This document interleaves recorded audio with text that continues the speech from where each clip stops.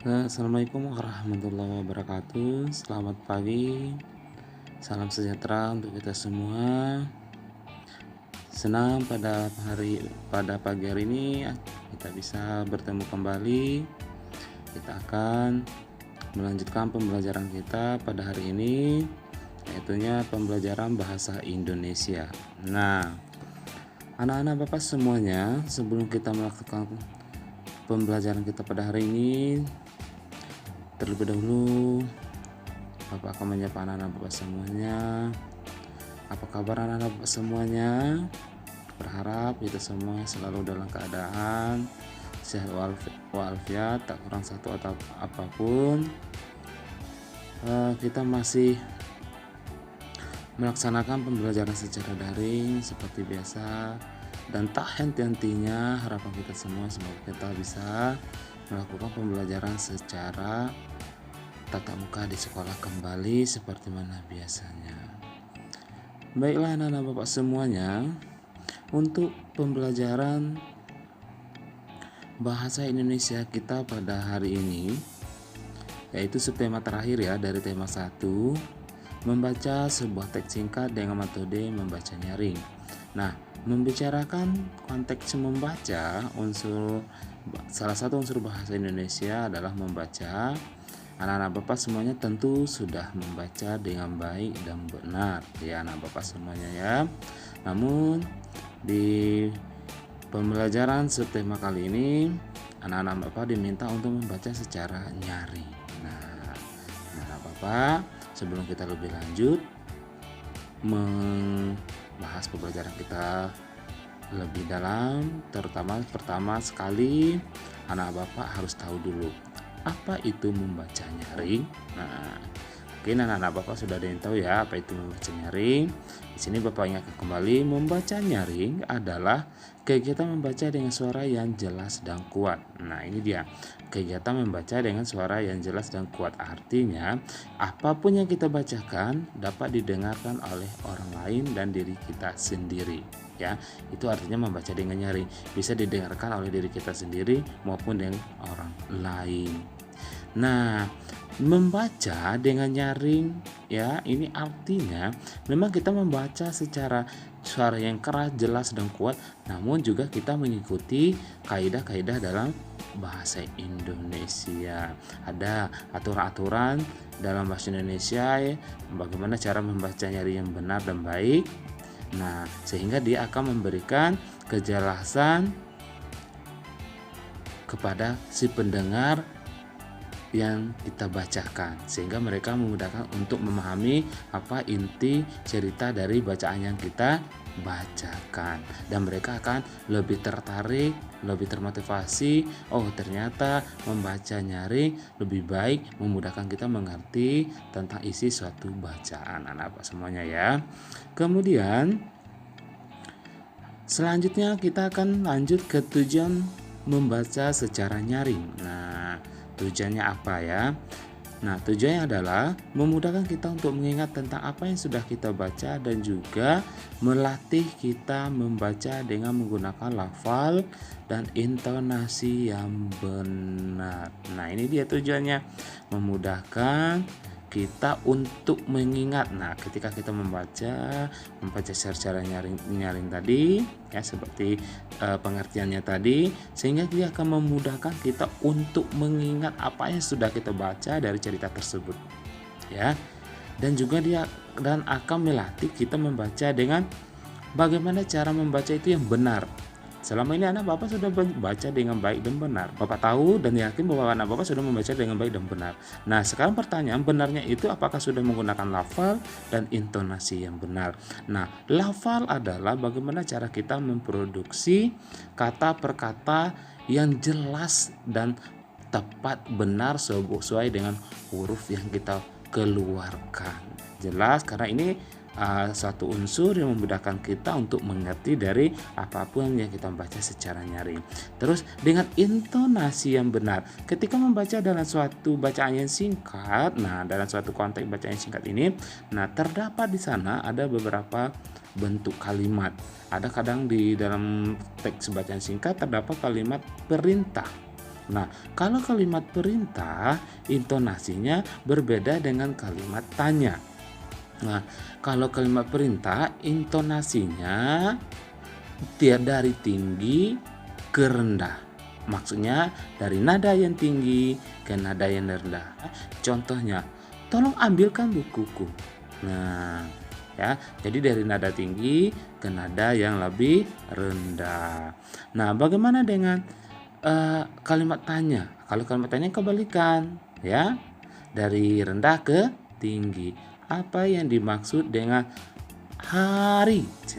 Nah, apakah yang dimaksud dengan bintang? Nah, jadi kebalikan intonasi itulah yang harus sesuai dengan konteks kalimat yang kita baca. Sehingga tujuan dari membaca nyaring ini lebih dapat dan si pembaca dan diri kita sendiri lebih mudah mengingat apa saja yang telah kita baca.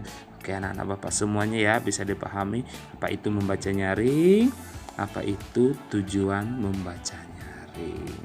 Yang ketiga, kita akan membahas lagi apa manfaat membaca nyaring.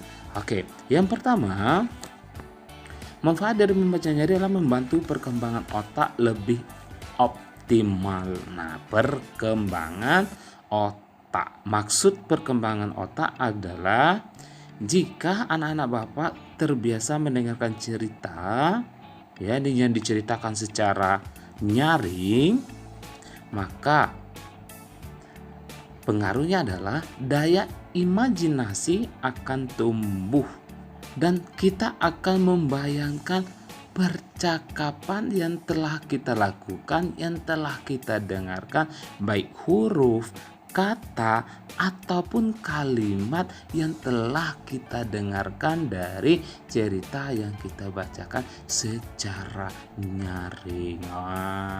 Anak-anak Bapak semuanya, betapa bagusnya manfaat membaca secara nyaring. Ya, anak-anak semuanya diingat ya. Untuk yang kedua, meningkatkan kemampuan untuk mendengar. Ya, jadi mengenal dan melatih kemampuan untuk mendengar, maksudnya adalah mendengarkan cerita yang dibacakan secara nyaring, maka kita akan sangat mudah mencerna. Mencerna berarti kita akan mengulangi kembali, menyimpulkan kembali dengan bahasa diri kita sendiri. Oh, ternyata isi konteks cerita yang dibacakan dari teks yang kita dengarkan tadi, oh ternyata ini, lebih mudah untuk memahaminya. Dan di saat ada, nah ini dia, kadang-kadang dari suatu teks bacaan yang kita dengar, apalagi teks bacaan tersebut merupakan suatu hal yang baru pertama kali kita dengar. Di sini kita akan menjumpai nanti adanya kosakata yang baru. Jika kurang jelas terdengar, nantinya anak Bapak akan bertanya apa sih artinya, karena kita belum tahu arti atau makna dari kata dan kalimat yang kita dengarkan dari bacaan yang dibacakan secara nyaring. Dengan mendengarkan cerita yang dibacakan secara nyaring, membuat anak-anak lebih banyak mengenal kosakata baru yang jarang digunakan sehari-hari. Artinya kata-kata yang memang jarang anak-anak Bapak semuanya gunakan di kegiatan-kegiatan sehari-harinya di rumah maupun di sekolah. Nah, jadi dari membaca nyaring inilah nanti anak-anak Bapak lebih banyak mendapatkan pemeliharaan kosakata yang baru bagi anak-anak Bapak semuanya, sehingga nanti anak-anak Bapak lebih mudah memahami bacaan-bacaan apapun karena kosakata yang dimiliki anak-anak Bapak cukup banyak yang membantu untuk memahami jalannya cerita ya. Nah, terkait dengan materi kita pada hari ini membaca secara nyaring, maka pada kesempatan kali ini Bapak akan memberikan tugas kepada anak-anak Bapak semuanya untuk membacakan sebuah bacaan pendek yang terdapat di dalam buku paket halaman 14 ya anak Bapak semuanya. Nah, di halaman 14 itu ada sebuah bacaan pendek ya. Untuk pemula kita ambil aja bacaan ataupun cerita pendek. Membaca yang Bapak minta di sini artinya adalah membaca secara nyaring, telah kita bahas di atas ya. Jadi Bapak harapkan anak-anak Bapak mampu membaca bacaan pendek ini dengan menggunakan metode membaca secara nyaring ya. Membaca secara nyaring Bapak tambahkan juga, ingat, perhatikanlah tanda baca dalam teks bacaan yang akan kita baca. Nah, Bapak semuanya sudah paham ya? Karena untuk tanda baca koma, untuk tanda baca titik dalam bacaan satu cerita pendek ataupun panjang sudah anak-anak Bapak pelajari di kelas 2. Jadi ingat ya, kapan kalau ada tanda titik kita harus ngapain, dan ketemu tanda koma kita juga harus ngapain. Nanti itu anak-anak Bapak sudah pelajari sebelumnya di kelas 2 ya. Kedepannya setelah nanti kita mempelajari bagaimana cara membaca yang nyaring yang baik dan benar, nah, ketika nanti ada tugas membaca yang selanjutnya, Bapak harap kalau anak-anak Bapak sudah mampu menunjukkan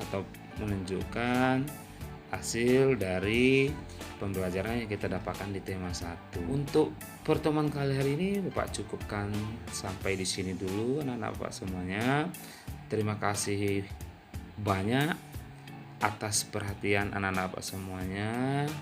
Sampai jumpa lagi. Wassalamualaikum warahmatullahi wabarakatuh.